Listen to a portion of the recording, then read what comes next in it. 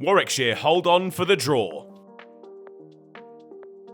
After Sibley, Cook and Burns all hit hundreds, there was no surprise to see another man who'd opened the batting for England turn up.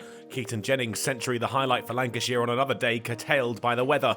Warwickshire would start the final day batting, but it looked like too much time had been lost. A draw was now the most likely outcome. Tom Bailey was the man with the early breakthrough for the hosts though. Davis outcaught at second slip. Could Lancashire make up for lost time? Not if Rob Yates had anything to do with it. He stuck with Sibley and proved a much more stubborn nut to crack. And the Bears found their way to parity under the second wicket partnership's watch, now to try and make the game safe. And they were doing that well. When Yates flicked Parkinson around the corner for 3, he and Sibley had put on 50 runs for the second wicket, and they'd started to build the lead. Boundaries were a little hard to come by, but that didn't stop Warwickshire ticking the scoreboard over. Up to lunch at 85 for 1, that lead now 39. For the first time in the match, Sibley was out. He fell after the break, nicking off to the spin of Parkinson for 41, with the score still shy of 3 figures. Yates then took them beyond 100 with 2 off Hassan Ali, but Lancashire quickly picked up another wicket. Hayne hadn't really got going when Ali's Yorker pinned him in front for 6. But at the other end, Yates had been playing a fine knock and was rewarded.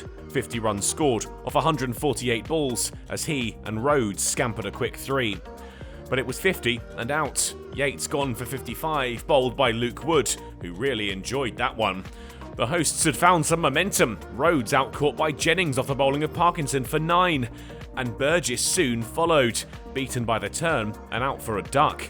Briggs and Benjamin held them off through to tea, their lead 98, but Lancashire were in with a sniff in the final session. The Warwickshire 7th-wicket duo refused to be beaten and ticked their lead into 3 figures, and more importantly, took more time out of the game. Handshakes shared with an hour left of play, and Warwickshire 138 runs ahead. Not ideal for either side, but the hosts had at least kept pace with Hampshire, now just a point behind the second-placed side in the division. The Bears, meanwhile, are still off the pace, their title defence not going to plan yet. They'll look to get back on track when Northamptonshire head to Headingley next week, but for Lancashire, it's a short trip across the Pennines.